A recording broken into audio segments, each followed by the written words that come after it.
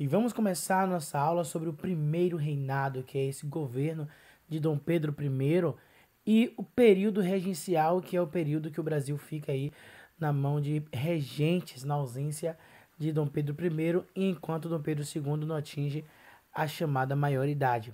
Então, começando, a independência do Brasil, né, na maioria das vezes, ela é descrita aí como resultado de um processo rápido e elitista, né, por assim dizer, se limitando talvez ao papel de Dom Pedro com o grito às margens de Ipiranga, né, independência ou morte, né, querendo dizer que foi uma coisa simples e rápida, mas na verdade a gente sabe que foi um processo, né, de guerras de independência, a exemplo de parte da Bahia que lutou e foi vitoriosa aí no nosso 2 de julho, Cachoeira também no 25 de junho, participando das guerras da independência. A gente teve confrontos em Belém também. A gente teve a tomada de São Luís, em Maranhão, a Batalha de Genipapo, em Piauí, né? A gente também teve expulsão de tropas portuguesas na região da Cisplatina. Então, a gente vai ter diversos pontos do Brasil resistente, né, com a questão da independência. Então, a proclamação da independência, que foi em 7 de setembro de 1822, ela seria então o primeiro passo para a ruptura entre Brasil e Portugal, só que tinha esse caminho todo ainda a ser consolidado no processo de independência. Então, a gente precisava apenas que o território brasileiro não fosse reconhecido somente, né, por Portugal, né, que era a nossa metrópole, mas também por outras nações aí europeias. E as regiões que se envolveram diretamente com a questão da independência, né, Rio de Janeiro, São Paulo, Minas Gerais, acabam reconhecendo a independência, mas a gente vai ter, né, províncias que tiveram aí maior resistência a isso, né? A gente vai ter a participação de povos escravizados, né, que viviam aí na cidade do Salvador e do Recôncavo todo, que acreditavam que romper com Portugal levaria aí o fim da escravidão, né? Ledo engano, que isso não aconteceu não, né, gente? Isso só vai acontecer lá no final do segundo reinado. Mas a gente teve aí é, várias proporções de que é, é, outras esferas da sociedade participaram, provando que o processo da independência não foi um processo apenas elitista, como eu já falei. A gente tem aí a festa 2 de julho, por exemplo, que teve participação popular no processo e buscou aí conciliar a identidade local com a identidade nacional, né? Porque a gente tem a tradição da imagem do caboclo aí no desfile de 2 de julho. Em Cachoeira a gente também tem o 25 de junho, né? Onde tem aí o indígena que vai simbolizar a independência da Bahia, né? Que é carregada aí pelas ruas da cidade. E os povos indígenas eles foram sim importantes na expulsão das tropas portuguesas da cidade de Salvador. Inclusive, participação de mulheres também. A gente teve, além de várias mulheres, né, em Cachoeira aí, Maria Quitéria é uma delas, a gente também vai ter, né, a gente vai ter na ilha, né, na ilha de Itaparicaí, Maria Filipa de Oliveira, que vai ser uma mulher negra, não tem aí nenhum documento histórico tradicional, mas é pela questão oral que a gente traz essa história, né, que Maria Filipa vai ser uma mulher negra e pobre, que vai conseguir apoio de várias pessoas aí para romper com Portugal.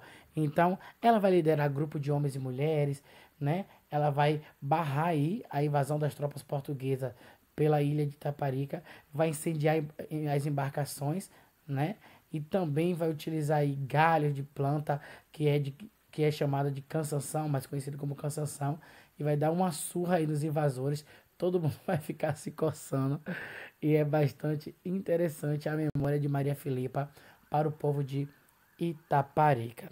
Então, quanto à questão, né, do reconhecimento da independência, esse reconhecimento externo, ele vai ser de cara um desafio, né, porque Dom Pedro ele vai ser reconhecido por outros estados, né, sim, mas o Brasil dependia da exportação dos produtos agrícolas, Então, o rompimento das relações políticas com países europeus vai afetar aí a questão da economia brasileira. Então, o primeiro estado que a gente vai ter reconhecendo a independência brasileira vai ser os Estados Unidos, né? A gente vai ter aí a doutrina Monroe, que o próprio Monroe que vai fazer essa doutrina, ele vai dizer aí América para os americanos, onde vai ter uma defesa, né, para que as ex-colônias do território americano não fossem novamente colonizadas pelas potências europeias.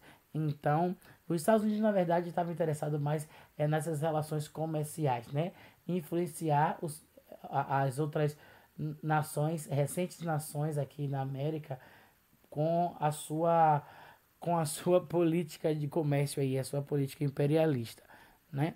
Então, Portugal, ele reconhece a independência brasileira em 1825, mas só que eles fazem algumas exigências, né, como cobrança na taxa alfandegária, e também ele vai pedir uma indenização de 2 milhões de libras esterlinas. Inclusive, a Inglaterra é que vai emprestar ao Brasil esse dinheiro para pagar a Portugal, né? Mas os ingleses também, em troca desse empréstimo, vai solicitar a renovação de tratados de comércio, né, entre Inglaterra e Brasil, como o Tratado de 1810. Então, ela vai pedir à Inglaterra a renovação desse tratado e também com a intenção de garantir aí o acesso ao mercado consumidor brasileiro. E também nesse acordo com a Inglaterra aí para o empréstimo desse dinheiro vai ficar definido que todo o tráfico, né, de pessoas aí que era feito da África para aqui, ele fosse extinto, ele acabasse. Só que isso vai acabar não sendo atendido. E o pega para capar com a Inglaterra lá no período do Segundo Reinado vai ser enorme. E aí, todas as ex-colônias espanholas, né, que agora ex-colônias porque eram recém-independentes, né, desacreditavam aí nessa independência do Brasil. Na verdade, eles estavam era com medo, né? Tinha uma desconfiança assim, um desconforto, né? Já que na região da Cisplatina, Dom João VI, na época, invadiu a província da Cisplatina e todo o controle foi mantido por Dom Pedro I. Então, todas as outras nações que eram colonizadas pela Espanha antes, eles ficaram com medo e acreditavam que isso podia representar que Dom Pedro podia vir com a política expansionista, ou seja, Dom Pedro ele podia invadir as outras nações da América, né? Então elas ficaram com medo e aí de cara elas não apoiaram, né? Viram aí com descrédito essa situação. E aí a gente parte para a Constituição, né? Tem que ter uma Assembleia Constituinte. Por que tem que ter uma Assembleia Constituinte? Porque o Império ele precisa se organizar. Então, o Império ele precisa se organizar justamente porque o Brasil agora é independente. Então, o Brasil precisa ter leis próprias, precisa ter uma Constituição própria, já que o Brasil antes seguia tudo, né, referente a Portugal. Então, para formar aí nesse Estado brasileiro, Dom Pedro ele vai convocar uma comissão para elaborar essa primeira Constituição, mas a gente vai ter aí, né, coexistindo, né, vários grupos políticos, né, que esses grupos políticos aí discutem na elaboração dessa Constituição, mostrando que a formação desse Estado brasileiro não seria fácil, não. A gente vai ter aí liberais moderados, né, que eles defendiam aí uma limitação do poder do rei, ou do imperador, no caso, por meio de uma Constituição, só que uma Constituição liberal, né? E tinha também os liberais radicais, que queria mesmo aí romper com o imperador ou limitar total o poder do imperador para dar maior autonomia às províncias. Então, fique ligado que esses liberais radicais vão estar aí perturbando nessa Assembleia Constituinte. Então, vai haver uma Assembleia Constituinte, né? E todos esses grupos políticos eles entraram no consenso em relação à necessidade de limitar o poder do rei, porque na verdade eles queriam aí autonomia para as províncias. Então toda aquela cerimônia de coroação do imperador não vai ser bem vista, né, pela maioria ali dos políticos, porque eles percebem que Dom Pedro era muito autoritário, né? E Dom Pedro dizia que ele defenderia a Constituição, né? Desde que a Constituição ela fosse digna do Brasil e dele próprio, porque o que ele ainda queria, na verdade, era a centralização dos poderes, né, em suas mãos. Então, ele queria aí uma constituinte que desse total liberdade a ele de governar sem muitas interferências, né, e sem deixar aí as províncias autônomas. Então, o projeto, né, de Constituição ele vai ser apresentado, né? E o objetivo era limitar aí a participação dos portugueses, que representava para muitos a manutenção ainda das forças políticas do período do período de Portugal. Então, qual era a solução? Era tirar totalmente a representação de estrangeiros, ou seja, Portugal sair, né, dessa administração política. Então, foi sugerida a chamada tripartição dos poderes, que a gente sabe que é legislativo, executivo e judiciário, né? O legislativo aí era o Senado e a Câmara de Deputados, e o poder do imperador ia ficar totalmente limitado ao que tivesse na Constituição. O voto seria censitário, né? Ou seja, a gente teria aí é, a pessoa tendo direito a votar desde que ela tivesse uma renda estabelecida pela Constituição. Isso era para limitar aí os acessos dos latifundiários, né, que tinha aí a renda abaixo, né, do que a Constituição pediria a partir dessa Constituição criada aí, né? E isso foi conhecida até como Constituição da Mandioca. Muito engraçado isso. Só que Dom Pedro ficou no odião, né? Dom Pedro, ele disse assim, não, pera aí, essa Assembleia Constituinte, para criar essa Constituição, que no caso seria a Constituição de 1823, não tá dando certo. Eu me retei aqui e eu vou fechar o Congresso. Dom Pedro, ele fecha o Congresso e ele diz, não, cai fora. Ele manda tropas para o lugar onde está acontecendo a Assembleia. Ele vai querer expulsar aí os deputados, colocar um fim naquela constituinte que estava sendo criada, né?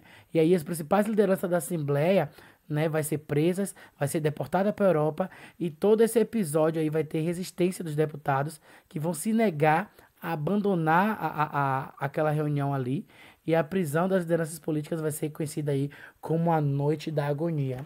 Então, foi uma coisa assim, gente, que já começou mal, né, no Brasil. Só que Dom Pedro, ele vai mandar fechar a Assembleia, né? Ele vai assumir essa responsabilidade agora, né? Que antes os irmãos Andrada tentou fazer essa Constituição de 1823, não deu certo. Então, ele vai tentar elaborar a Constituição brasileira, vai convocar uma comissão, né, chamada Conselho de Estado, que era 10 pessoas, e vai dizer assim, ó, vocês têm aí um prazo para criar a Constituição de 1824. E aí ela vai ser outorgada, né, vai ser aí imposta pelo imperador. Então, o texto dessa Constituição vai combinar elementos de uma política liberal, né, mas só que com medidas centralizadoras, né, algo meio que conservador aí, mantendo os três poderes, né? Só que entre aspas, né? Porque vai existir aí um poder a mais chamado poder moderador. Gente, é engraçado essa questão aí desse poder moderador. Por quê? Vai existir os três poderes de fato, né? Poderes legislativos ali, com a questão das leis, né? Do Congresso, pá, o poder judiciário com o Supremo Tribunal ali, né? Discutindo aí a justiça, mas o poder executivo, ele não teria só com Dom Pedro, ele estaria com Dom Pedro e o Conselho do Estado, que ajudaria a tomar as decisões. Mas o poder moderador era o poder que representava essa centralização do poder nas mãos de Dom Pedro I, porque esse poder moderador dava o poder a Dom Pedro de fazer o que ele quisesse, de interferir nas outras esferas de poder, como o judiciário e o legislativo. Então, essa era a chave aí. E esse sistema eleitoral vai ser agora eleições indiretas, né? Para cargos de legislativo. Ia se escolher aí, os eleitores escolhiam um corpo eleitoral que escolhia nomes que eram entregues para a decisão do imperador. O voto era censitário, como eu já falei, que tinha que ter aí uma renda anual de 100 mil réis para conseguir votar, né? Até para se candidatar, gente, tinha que conseguir votar. Sem contar que mulheres, os povos indígenas, os povos escravizados não tinham nenhum direito político, né? Então, sem falar que o catolicismo, né? O cristianismo em si se torna aí a religião oficial, porque já era oficial, né?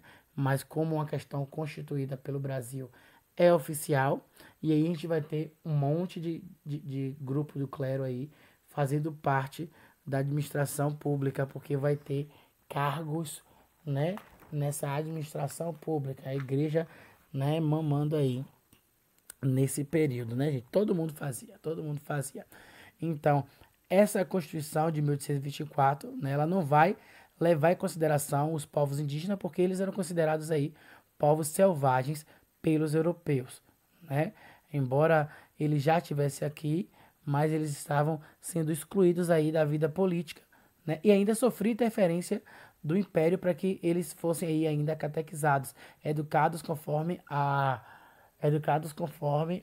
civilização europeia, né? Eles eram tidos como preguiçosos, já que eles não visavam lucro, né? Era apenas uma atividade ali de subsistência, apenas para sobreviver. Ah, meu filho, mas o negócio não fica assim, não. A política indigenista, né? A política indigenista do Império vai ser aí, como eu falei, né?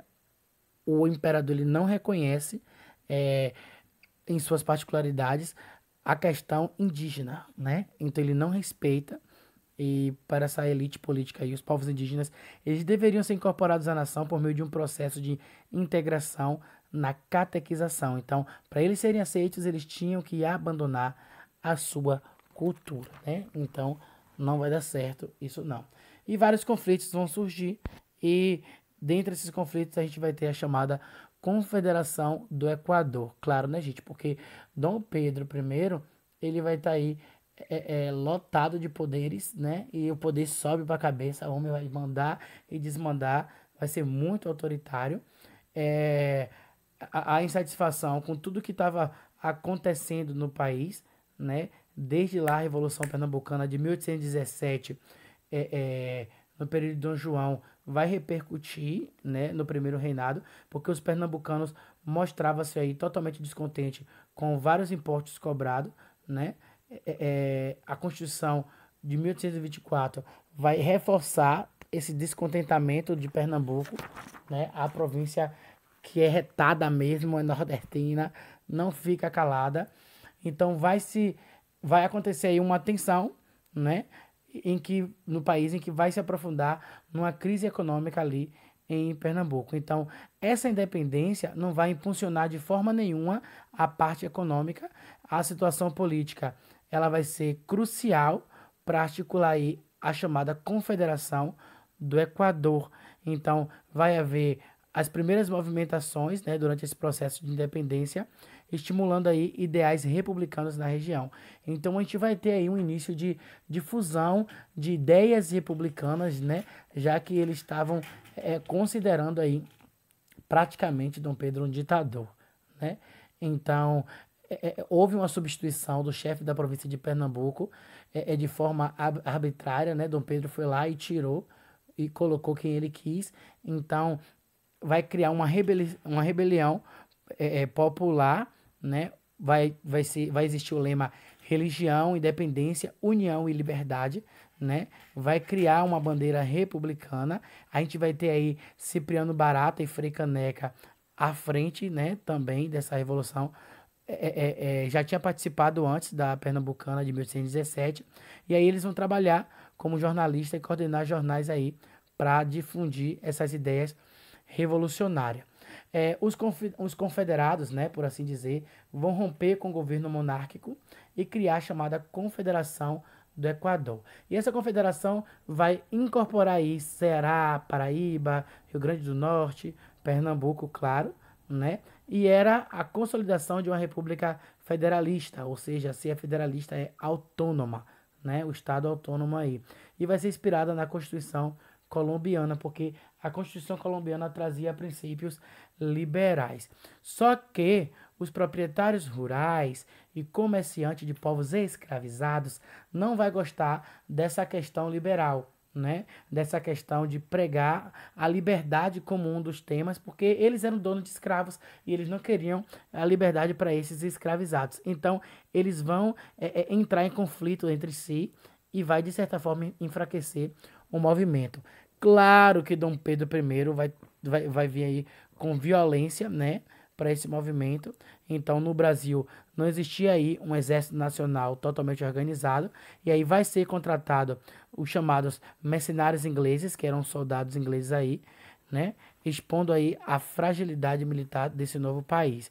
Então, o Império retoma o controle dessas regiões todas que se rebelou aí, todos os líderes foram presos e executados.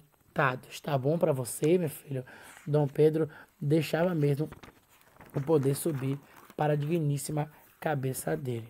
E aí a gente vai ter a nossa chamada também Guerra da Cisplatina. O que foi essa Guerra da Cisplatina?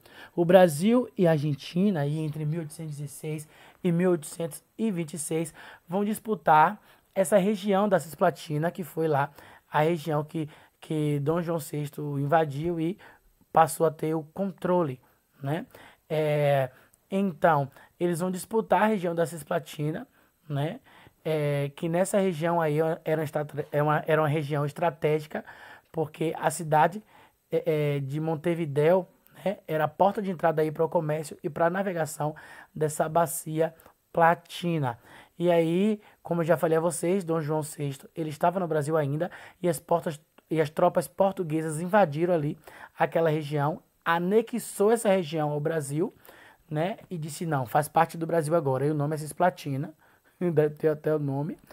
E os argentinos ficaram no odião, né? Os argentinos disseram assim, não, peraí, não é assim que a coisa vai ser. E a maior parte da população cisplatina não reconhecia essa dominação portuguesa, ou seja, para a galera da Cisplatina, eles não faziam parte do Brasil, né? Eles falavam outra língua, tinha cultura própria, não falavam português. Isso vai ter uma série de conflitos aí depois dessa independência, vai acarretar, já que Dom Pedro I decidiu manter esse controle. Então, a elite política da Cisplatina, elas vão se reunir, né? Vai ter a ajuda do governo argentino, que vai enviar as tropas aí para a cidade de Montevidéu e vão declarar a independência política em relação ao Brasil. Lembra? Dom João VI anexou a região da Cisplatina ao Brasil, então eles vão aí, com a ajuda da Argentina, se declarar independente do Brasil. A reação do Império Brasileiro, claro que vai ser assim, ó, vamos de cara, né, deter e sair. Então, Dom Pedro ele vai mandar logo uma esquadra brasileira bloquear, né, queria mostrar trabalho, né, vai bloquear aí a entrada do Rio da Prata e vai interromper navegação, né, esse transporte de produtos aí para a região, né. Só que aí as tropas argentinas vai dizer não, não vai ficar assim, a gente vai pegar vocês. E aí as tropas argentinas acabam atacando o litoral brasileiro. Só que aí foi evidenciada uma fragilidade no exército brasileiro nesse momento e a política imperial ela ficou o que foi posto aí em questão foi a credibilidade, né? Ficou com sua credibilidade abalada. Então não tinha recursos para manter as tropas lá, né? Não tinha armamentos para isso. Faltava até farda para o povo, imagine. Então a gente tinha soldados que não foram bem treinados, né? Então, o Brasil, nessa guerra, né, sendo mantido lá, vai, de certa forma, agravar a situação econômica do Império, porque vai ser preciso contratar aí os soldados estrangeiros, comprar navios novos para proteger a Cisplatina, porque o Brasil insistia em não perder esse pedaço, né? E aí Montevidéu ela vai ser sitiada, né? As tropas brasileiras vão ser derrotadas, né? E aí no interesse de pacificar toda essa situação e não atrapalhar seus negócios na região, a Inglaterra pressiona o Brasil para que reconhecesse aí a independência da Cisplatina. Então, de certa forma, o prestígio de Dom Pedro I ele vai ser abalado aí no Brasil, porque ele perdeu, né? Ou seja, ele não foi capaz de manter o controle da região da Cisplatina. E a Cisplatina é nada mais, nada menos que o nosso Uruguai. Vai haver aí uma instabilidade econômica, né? Dom Pedro vai enfrentar, porque vai haver um crescimento na produção de açúcar de beterraba no continente europeu, né? E vai ser um golpe duro aí nas exportações brasileiras. Então, uma significativa baixa nos preços dos outros produtos, né, que também eram exportados pelo Brasil, como algodão, couro, cacau, em decorrência da recessão econômica também vai ser enfrentada pelos europeus aí após a queda de Napoleão. Então, qual era a ideia, gente? A ideia era reaver aí todas as finanças, né, do Banco do Brasil, porque o Banco do Brasil estava falindo, né? E o governo brasileiro emitiu muita moeda e isso desvalorizou aí a moeda, criou a inflação, uma elevação do custo de vida, né? Então muitos brasileiros aí que via na independência uma questão de progresso, já que agora estava separado de Portugal, né? Deu com burros na águas, a vaca foi pro brejo, porque a economia do Brasil estava, né, atacada aí. Então a gente vai ter a morte de Dom João VI lá em Portugal. Logo, a gente vai ter a questão do herdeiro do trono, que era Dom Pedro. Então, como ele estava no Brasil, ele vai dizer, não, minha filha Maria da Glória vai lá e assume. Só que o irmão dele, né, ele arranjou aí um casamento com o seu tio, que era o irmão mais novo de Dom Pedro, Miguel, e que deu um golpe para poder ele se tornar aí o rei de Portugal. Aí o que é que vai acontecer? Dom Pedro disse, não, eu tenho que defender o trono. Então Dom Pedro vai embora para Portugal, né? Dom Pedro vai embora para Portugal e ele se abdica daqui, né? Então, mas antes disso, ele vai reagir porque ele vai enviar as tropas para Portugal e isso vai gerar uma crise política e econômica mais forte aqui no Brasil. E todos os brasileiros vai questionar, né? Como é que Dom Pedro pega o dinheiro do Brasil, faz o que quer e fica por isso mesmo. Então isso não pode acontecer. Dom Pedro I ele vai embora para Portugal, mas antes a gente vai ter aí uns conflitos que ocorrem aqui no Brasil, né? Porque Dom Pedro I ele vai tentar, né, limpar a imagem dele, ele vai fazer viagem para várias partes do Brasil, porque ele quer reverter essa questão de que ele não estava popular, né? Só que aí quando ele vai estar regressando ao Rio de Janeiro, ele vai ser surpreendido por uma comemoração nas cidades, né? Todos os políticos portugueses ali, os mais conservadores, né, que gostavam dele, estavam festejando, só que os brasileiros estavam no odião com Dom Pedro, não estava a favor daquele grupo que estava festejando, e aí caiu pro quebra-pau. Foi uma confusão nas ruas do Rio de Janeiro, né, entre brasileiros e portugueses, e isso foi chamado de Noite das Garrafadas, porque literalmente foram garrafadas aí.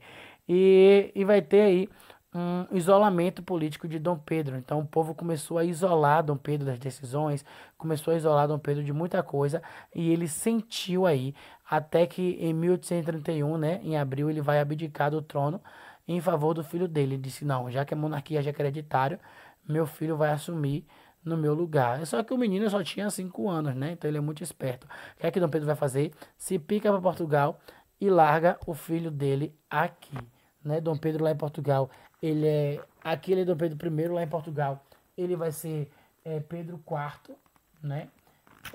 E aqui, como o menino só tinha 5 anos, a gente vai enfrentar ou vai passar por um período chamado o período regencial. Isso depois que Dom Pedro resolve, em abril de 1831, abdicar, né, do trono brasileiro. Porque é uma questão assim que não tinha para onde correr, né? O povo já estava insatisfeito, ele estava cobrando muito imposto, ele estava fazendo o que ele queria, mandando e desmandando, com a questão do poder moderador, né? Então ele não tinha o que fazer a não ser abdicar do trono. Falar do período regencial é falar do período em que Dom Pedro I abdica do trono, retorna para Portugal e deixa o trono para o seu filho, o herdeiro, que é Dom Pedro II. Só que Dom Pedro II não poderia assumir o trono enquanto ele não completasse seus maravilhosos 18 anos, né? Então, nesse período aí, desse intervalo todo, vai ser eleito regentes, né, escolhidos entre os membros do legislativo para poder governar o império e assumir esse poder executivo. Esse período regencial nesse período vai ter muitas disputas, né, conflitos aí entre os grupos da elite, os que vão dominar, né, esses grupos políticos, e vai também ter muitas revoltas separatistas na região sul, norte e nordeste. Então, a gente precisa entender que a gente tem três grupos políticos aí, que é os liberais moderados, os liberais exaltados e os restauradores. Então, os liberais moderados, né, vão ser aí os proprietários rurais, grandes comerciantes, que vão desejar continuar com esse privilégio, né, que as elites tinham na província por causa da monarquia. Então, eles querem uma autonomia, mas não querem que se acabe, né, se extingue aí essa monarquia, porque eles desfrutam de privilégios que só existem por causa da monarquia. Esses são os liberais exaltados. Então, eles não queriam uma monarquia, eles queriam uma monarquia constitucional, ou seja, que tivesse as leis aí, legislativo, né, parlamentar, em conjunto com a monarquia.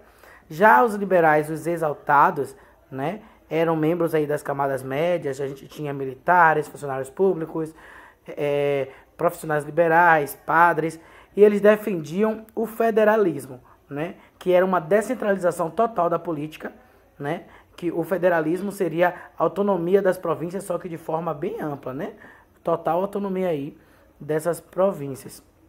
E os restauradores, que vão ser portugueses ou altos funcionários públicos, que queriam mesmo a volta de Dom Pedro I ao poder, porque eles eram contrários às reformas sociais, eles queriam literalmente a instituição da monarquia, né? A instituição desse poder. Então, a Assembleia, né, ela estava de férias aí quando Dom Pedro foi embora. Então, os políticos que estavam no Rio de Janeiro, eles aproveitaram e se reuniram porque o Brasil precisava de um governo. Então, vamos aí instituir um governo para o Brasil. E essa regência, né, teve que ser de imediato e ela foi escolhida sendo a regência trina, né? Essa regência é composta por 3 pessoas. Imagine o Brasil sendo governado por 3 pessoas. Então a gente começa com a regência trina provisória. A Constituição ela prevê aí a eleição de 3 regentes, né, que vai ser pontuados pela Assembleia. E essa regência trina provisória ela vai administrar aí o país por volta de 3 meses. A principal medida que ela vai fazer vai ser convocar todo o parlamento para poder eleger uma regência trina permanente, já que essa era provisória. E aí a gente vai ter a indicação de Nicolau de Campos, né, Joaquim Carneiro e Francisco de Lima e Silva, né? E durante toda essa regência trina provisória aí vai ser aprovada a chamada Lei da Regência, né, que vai limitar o poder moderador, já que era um menino, né? O menino não ia administrar o país porque era menor de idade, então, já que não tinha imperador, para que poder moderador, né? Então, já que os liberais exaltados, eles vão ser inicialmente excluídos do poder, a gente vai ter aí um monte de revolta, um monte de levantes relevantes populares, porque então quem estava no poder aí nessa regência vai ser os liberais moderados. Então a gente chega assim na nossa querida regência trina permanente, né? A Assembleia vai se reunir aí em junho de 1831, vai eleger essa regência trina permanente, que é Francisco Lima e Silva, João Braulio Muniz e José da Costa Carvalho. E havia vários temas, né? Entre eles era a questão do exército brasileiro, que era considerado frágil, né? Então, o exército brasileiro ainda estava em formação, né? E precisava aí enfrentar todos os desafios de segurança que o país tinha. Então, foi adotada aí a criação da Guarda Nacional, que foi inspirada nas milícias francesas. E a Guarda Nacional, ela vai ser mesmo para cuidar da segurança local, né? Da segurança local regional, por assim dizer. Ela foi financiada por proprietários rurais, né? Para colaborar aí com o exército nessa manutenção da ordem, porque o exército sozinho não dava conta de tudo. E com isso, né, esses latifundiários, esses proprietários rurais que financiavam essa Guarda Nacional, eles adotaram aí para si próprio, imagine, a patente de coronel. Tem nada a ver com o exército, viu? A patente de coronel, ser coronel, naquela época não tem nada a ver ligado ao exército, mas era porque ele tinha esse título aí, porque ele era um benfeitor dentro daquela zona rural aí. E olha que isso mais para frente vai ter uma importância enorme, né? Mais para frente aí.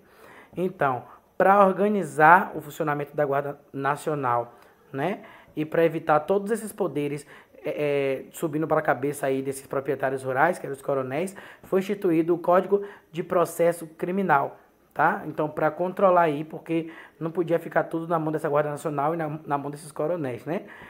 O juiz de paz, né, que atuava já nos municípios, eles vão ter o poder deles ampliados, então eles passavam a agir aí, resolvendo situações e conflitos, né, podendo até decretar prisões, e a medida mais importante da regência trina permanente vai ser o chamado ato adicional, que nada mais foi do que uma lei dando autonomia às províncias, né? Então, a gente já tem aí a Guarda Nacional para agir na segurança local, a gente já tem os proprietários rurais com patente de coronel, a gente já tem a ampla autonomia para atuação do juiz de paz, então significa que as províncias elas estão com autonomia, ou seja, rolou uma descentralização do poder aí, tá? E que era uma coisa que quem queria, na verdade, eram os liberais exaltados, né?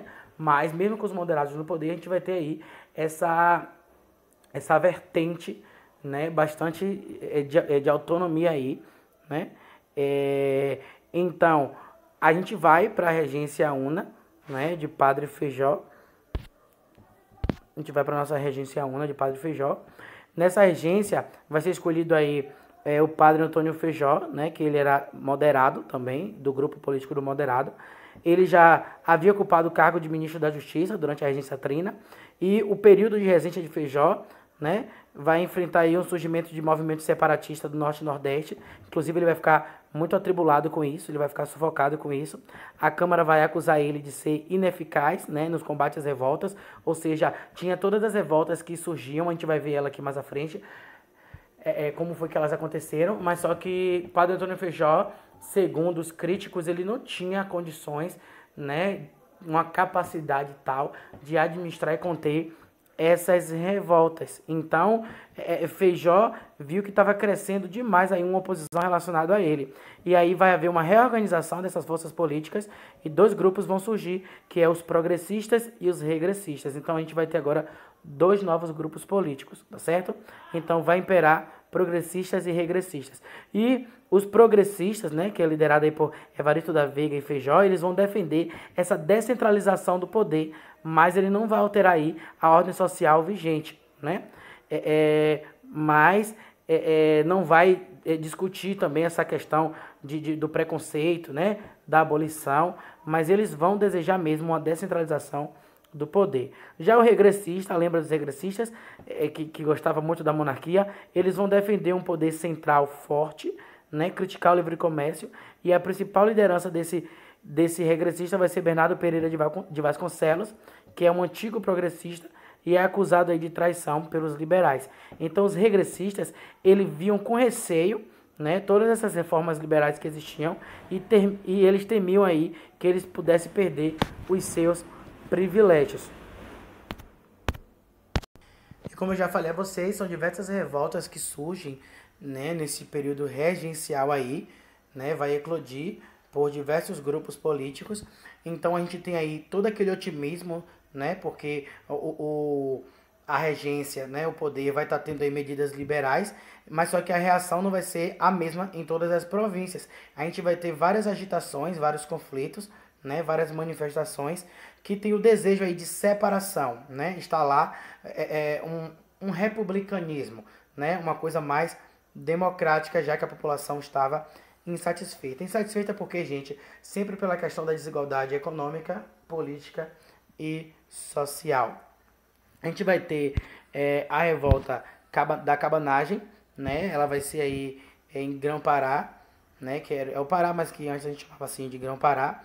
E durante os primeiros anos da regência, né, tinha aí um clima total de instabilidade política, né, o conflito que marcava essa disputa de poder entre comerciantes portugueses e a elite latifundiária. Então, a maior parte da população aí em Pará, ela vivia em condições pobres, né, tinha a resistência das comunidades indígenas contra a expropriação da terra, porque esses comerciantes, né, essa elite latifundiária ficava tomando conta das terras que eram dos indígenas, né, se apropriando. Então, a escolha do nome Bernardo Lobo de Souza, né, para que fosse o presidente da província do Grão-Pará, que o imperador escolheu, gerou um conflito, né, e deflagrou-se aí uma revolta que vai contar com a participação tanto dos povos indígenas quanto dos povos escravizados e dos cabanos, né, que viviam às margens dos rios, né, a comunidade ribeirinha. Então a gente vai ter um conflito, né, onde revoltosos vão tomar aí o Grão-Pará por 9 meses, e não, só que não vai existir um consenso sobre os rumos da vitória, né, porque eles sempre vão ter, vão questionar os objetivos de todo mundo que está ali dentro daquele conflito, né. A reunião desses revoltosos aí vai ser divergente, né, entre vários setores da sociedade que estavam envolvidos naquele mesmo movimento, e isso acabou enfraquecendo o movimento, e o movimento não conseguiu vencer, porque as tropas do governo veio com violência contra a população do Grão-Pará e sufocou a revolta totalmente. A gente tem outra revolta que existiu, que foi a revolta dos malês, né, que a gente tinha bastante povos escravizados aqui na Bahia, e a gente vai ter a revolta dos malês como um marco dessas revoltas regenciais, porque ela foi feita pelos povos escravizados e libertos, que eram muçulmanos, né? Eles sabiam ler e escrever em árabe, né? Eles eram da religião muçulmana e eles queriam liberdade de culto, já que a religião oficial do país era catolicismo. Eles queriam a liberdade de culto aí. Eles também queriam abolir a escravidão e lutar por uma separação do Brasil, ou seja, tirar a Bahia de fazer parte do Brasil. E essa república, né, instalada seria liderada por povos negros, né? Imagine que eles tiveram essa ousadia, né, positiva no sentido de serem revolucionários, tiveram essa ousadia para comandar essa revolta. Só que essa revolta ela também vai acabar sendo sufocada. Os senhores escravistas eles queriam manter o seu capital, né, mas ao mesmo tempo queria garantir uma punição severa e até condenação à morte, mas só para os negros libertos, porque os negros escravizados eram de posse deles, eles não iam querer que matassem para poder eles não perder o direito deles. A gente vai ter uma outra revolta interessante, que vai ser a revolta da Sabinada, que também aconteceu na Bahia. A Sabinada ela tinha por objetivo aí tornar a Bahia independente, só que não de vez, né? Só até a maioridade de Dom Pedro II. Então, enquanto Dom Pedro II estava pequenininho, de boa tal, então a Bahia ela seria uma Bahia independente, segundo a revolta, conforme a revolta de Sabinada. Então, a gente vai ter, né, a adesão da população, mas não da elite provincial, né, porque esse grupo aí de revoltosos defendia causas abolicionistas e ia comprometer aí a liberdade dos povos escravizados que eram nascidos no Brasil. E isso ia mexer com os latifundiários, né, com os donos de escravos. Então, eles não iam querer que isso acontecesse. A proclamação da República da Bahia vai ocorrer em 1837, né? Só que o movimento ele dura apenas 4 meses, ele vai ser também sufocado pelo governo. Então esses movimentos, sempre que vai acontecendo, ele vai sendo sufocado pelo governo. E os movimentos, eles, se pelo menos acontecesse, eles conseguissem de fato o que eles queriam, mas eles acabavam por não conseguir, né? Não mantinha nenhum tipo de acordo nem concessão com o governo, porque o governo não ia tratar do problema social daquele grupo social que estava fazendo a revolta. O governo ele só ia o quê? Chegar lá e acabar com a revolta e pronto. Então, a gente vai ter a balaiada de 1838 a 1840, que vai ocorrer no Maranhão, né? Vão ser várias propostas, né? Participação de quilombolas, Cosme Bento Chagas vai estar liderando, né? Isso aí. E aí o nome do movimento vai fazer referência aos balaios, que eram cestos de palha que os artesãos criavam, e os artesãos também tinham o apelido de balaios, né? E o movimento vai ser liberado pelos chamados bentivis, que são os proprietários de terras, totalmente satisfeito com essa administração regencial aí. Só que essa revolta da balaiada falta um projeto que seja consolidado, né? E aí vai acabar também tendo divergência de interesses dentro do mesmo grupo da revolta. E o que vai acontecer? Vai enfraquecer essa rebelião e o governo vai reprimir, porque o governo vai colocar aí Luiz Alves de Lima e Silva. Vai colocar Luiz Alves de Lima e Silva para conter essa revolta. Inclusive, ele ganha aí o título de barão, depois de duque. É por isso que aí existe Duque de Caxias. É por isso que o Dia do Soldado, em 25 de agosto, né, que é uma homenagem aí ao patrono do Exército, Duque de Caxias, na verdade é o engrandecimento de alguém que conseguiu matar diversos negros, diversos artesãos aí, né, os bem-te-vis e tal. Então conseguiu assassinar e conter a revolta da balaiada, né? Então a gente tem que ver o que é que a gente está comemorando. A gente vai ter a Revolução Farroupilha, né, que também é chamada de Guerra dos Farrapos, que vai acontecer aí no Rio Grande do Sul por causa dos produtores de charque, porque havia os impostos muito altos em cima da charque produzida ali no Rio Grande do Sul, em detrimento da estrangeira, né? Então isso vai ser uma das principais causas da revolta. O caráter vai ser elitista, a gente vai ter aí o famoso Bento Gonçalves proclamando a independência e criando a chamada República Piratini, né, junto com Davi Canabarro e Giuseppe Garibaldi, né? Olha que nomes italianos maravilhosos, que lutaram aqui. Isso é porque eu assisti a minissérie A Casa das Sete Mulheres, né? Que passou na Globo, e quem tem Globoplay pode ver a sociedade aí no Rio Grande do Sul como era em meio à Revolução Farroupilha, né? Então, enfrentar todos esses revoltosos não ia ser fácil, né? Então, essa revolta mesmo é uma revolta que ela não é contida dentro, ela começa no período regencial, mas ela não é contida dentro do período regencial, né? Tem isso. Então, não ia ser fácil. As forças militares se desdobraram muito, né? E aí, Dom Pedro II, já iniciando o seu governo depois do período regencial, ele já havia assumido o trono, e aí ele vai nomear Luiz Alves de Lima e Silva, né, o Barão de Caxias aí até o momento, e tinha se destacado na repressão à balaiada. Então ele é o quê? Não, se esse deu certo na balaiada, esse vai dar certo na Farroupilha. E para evitar aí essa fragmentação territorial, né, Caxias conseguiu dar fim ao conflito, que o homem era retado mesmo. E aí, para evitar toda essa fragmentação territorial, né, essa divisão de territórios, o governo vai fazer o quê? O governo queria também o acesso à bacia platina, então o governo vai conceder aí algumas coisas aos rebeldes, né? Os revoltosos, eles foram anistiados, ou seja, foram soltos, né? Os oficiais da Farroupilha, eles foram incorporados ao exército. Os povos escravizados que participou do conflito, todos foram alforriados, né? E aquela reivindicação referente ao imposto caro em cima do preço da charque, ela foi concedida, ela foi atendida, e houve aí a redução do imposto. Imagine, gente, agora uma revolta elitista. Analise agora que essa guerra dos farrapos aí, ela foi uma revolta elitista. Então, em sua maior parte elitista. Então, imagine que eles conseguiram aí as concessões para aquilo que eles queriam, mesmo que a revolta fosse contida, né?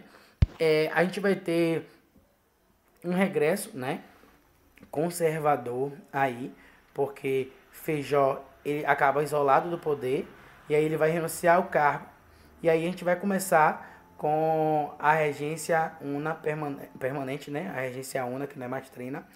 Depois de Feijó vai vir a de Araújo Lima, né? Então os regressistas assumem o governo agora e vai adotar medidas totais conservadoras, tanto que o ato adicional criado aí, criado antes como uma medida descentralizadora, ele vai ser anexado ao chamado Lei Interpretativa do Ato Adicional, que na verdade vai trazer de novo essa centralização, né, do poder executivo, vai reduzir aí as funções das províncias. As províncias antes estavam com toda a autonomia do mundo, e agora vai ter suas funções reduzidas para o poder ficar centralizado no governo central.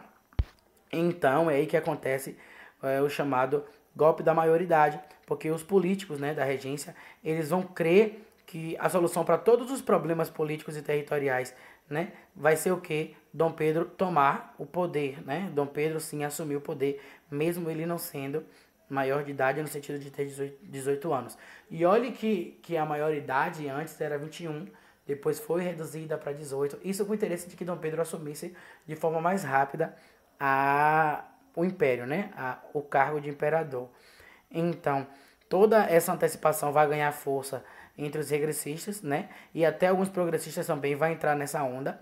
Vai ter aprovação da Câmara e aí o menino com 14 anos, gente, 14 anos de idade, né? Quase 15, ele vai ser declarado maior de idade para poder receber aí essa, como é que eu digo?